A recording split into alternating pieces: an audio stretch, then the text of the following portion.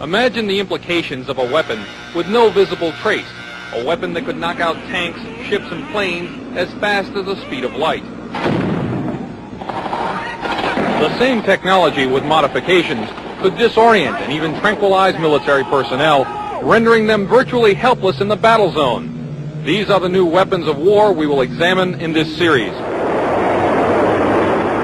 For the past 40 years, the world has been riveted by the threat of nuclear war, and more recently by the prospect of space defenses using lasers and other modern technologies.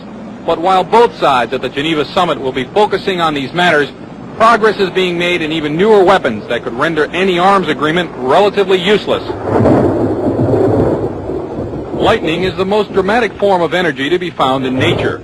Scientists have succeeded in creating limited types of artificial lightning, and some think that these could be the forerunners of a new type of directed energy weapon, part of a family of weapons which operate within the radio frequency segment of the electromagnetic spectrum, and are thus referred to as radio frequency weapons. Dr. James Frazier has researched electromagnetic effects for the Air Force for over 10 years, and he, like a small but growing number of weapons experts, feels that radio frequency, or RF weapons, could be the wild card in the ongoing arms race. You could have tremendous amounts of radiative power, and what you did with that power then is a matter of engineering design and what your goal is. Robert Bass, a physicist and PhD in mathematics, is working on U.S. weapons research. He says that the Soviets seem to be ahead in a number of areas, and especially in RF weapons. We are behind the Soviet Union in directed energy weapons based on 60 gigahertz microwave beams. Dr. Bass and others feel the most likely form of Soviet RF weaponry would be high-powered microwaves, similar to a focused, ultra-high-intensity radar beam. It would literally cook humans and knock out computers and electronic surveillance and communications gear.